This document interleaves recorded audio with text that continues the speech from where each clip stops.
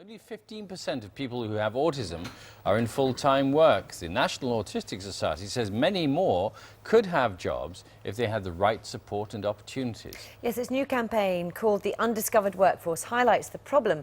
We spoke to people with autism at the launch. I have autism. I've been diagnosed for about a year and a half, and I found that having a hidden disability is one of the most hardest things in the world to cope with, because people just see a normal person, but underneath I've got this disability. I'd really like the government to make it easier for people with autism to get into employment, but not only that, to stay in employment. I would like the government to recognise that we are hard-working, intelligent people who simply are disadvantaged in a way that the average person is not. But you know, we have ambitions, we have lives, we want independence, we want to work, we don't want to be on government benefits. I think they could have career advisors at university level which could provide very tailored support to people on the spectrum. I mean, when I was at university, if I had that support, it would have made a world of difference. And joining us to discuss the issue, the Chief Executive of the National Autistic Society, Mark Lever, and Catherine Williams, who you saw there, who has Asperger's syndrome, which is a form of autism. Good morning. So, Catherine, you've been in work. You're not in work at the moment. How long have you been looking?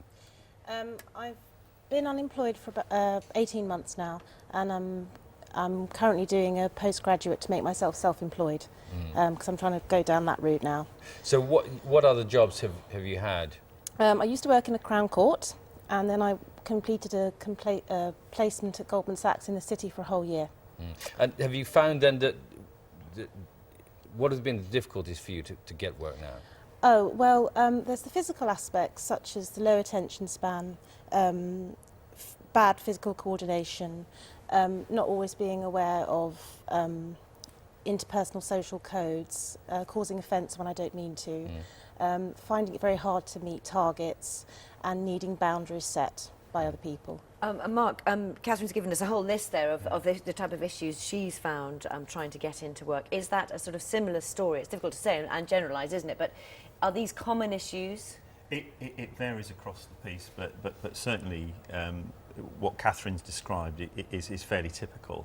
But I think the most important thing to focus on are the great talents that Catherine's got. I mean, you saw in the clip there, you know, highly able, highly articulate, capable person. And there are literally thousands of people with autism who have these skills that are just not being tapped into by employers out there. And what we're trying to do is to try and raise the profile of the skills and the capabilities of people with autism, so that employers are encouraged to employ them because they will add real value to their business. Well, do they have skills then that other employees might not have, and what are they? Absolutely. I mean, what we find talking to employers who have had really successful placements of people with autism is they've got great analytical skills, they're very reliable, they can be very logical, their timekeeping is excellent, you know, they're reliable, you know, so a whole range of things that employers would look for. And I think if you can see beyond the autism and actually see the person and their skills, then that's really the thing which is going to make the big difference. And I was going to say, with a little amount of support,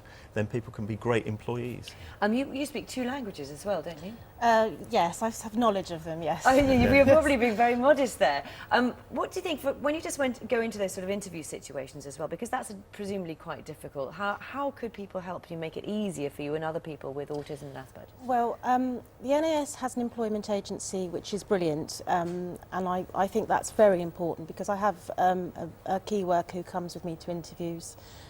He would rephrase an interview questions in a more direct, literal way for me to understand better, and he would be able to explain any tics or things like that.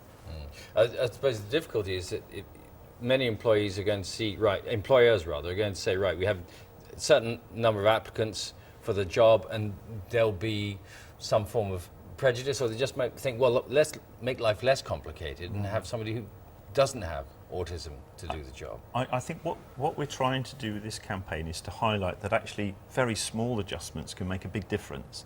So it might just be something simple, like Catherine said, about just reframing interview questions, or just perhaps identifying some of the changes in the sensory environment in the workplace, like perhaps the lighting or the sound or the way the office is laid out. So actually fairly small adjustments to make a big difference for people with autism. And Catherine, chances are you'll probably end up self-employed, do you think? Yes, that's how I'm hoping to go, yeah. What do you planning to do? Translation. There you go. You see, I told you she was being modest. I guessed as much. Well, wish you all the very best with that. Thank you very much. Yeah, Thank thank you very much. Thank you.